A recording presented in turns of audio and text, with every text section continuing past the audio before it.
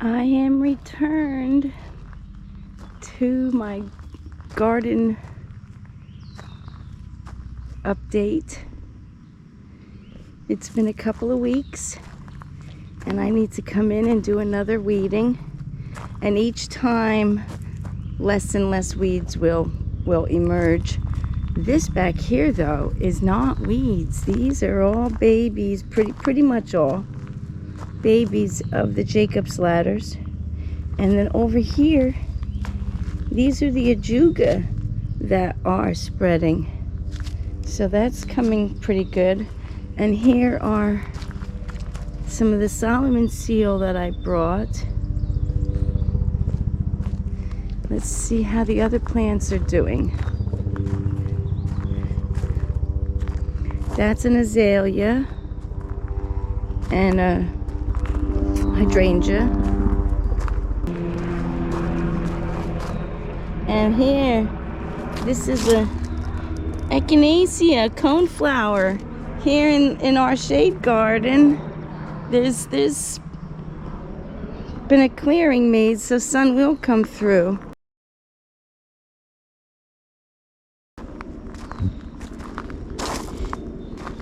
I gotta pull this guy out here. This is it. You're done. It doesn't look like the irises here bloomed. I have to ask if they bloomed or not this year. And the right here, this is where the blue Virginia bluebells was. But we've got to do this weeding. I'll do that and then I'll show you what it looks like when it's cleaned up. And we have some plants to put in. Let me show you those.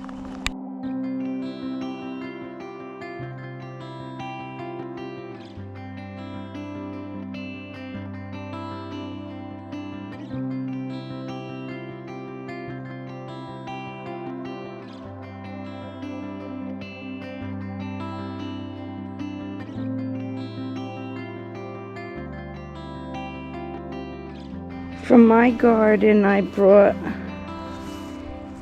one of my Cyboldi elegans hostas. I have some houtonia and some feverfew. It's in a pot, and some that I just dug up and threw into this bucket. But the homeowners have also purchased a couple of plants. This here is a vinca, and this is a New Guinea impatient, and this stunner is related to the mountain laurel. Look at this. That is going to be a showstopper. I have to figure out where to put that in the garden. I also want to show you this. They already have some really amazing plants in this garden. I mentioned a mountain laurel because I have to share with you their mountain laurel in a second, but this is also makes me stop and hold my breath, or actually breathe it in, because this is a beautiful honeysuckle right here.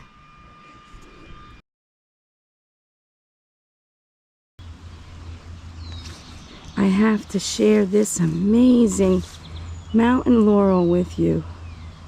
Wowzers, how absolutely stunning.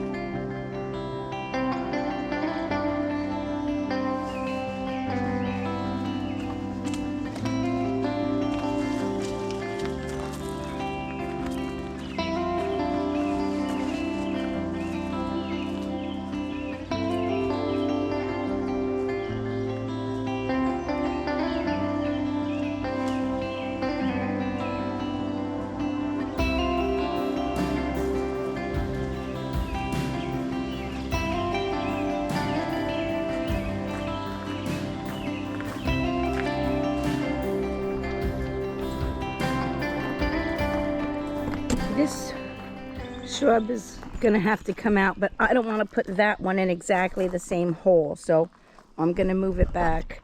Plus it has the potential to be bigger, so that's a better spot for it. And then my big hosta is gonna go here so that it will come up as the Virginia bluebells are disappearing.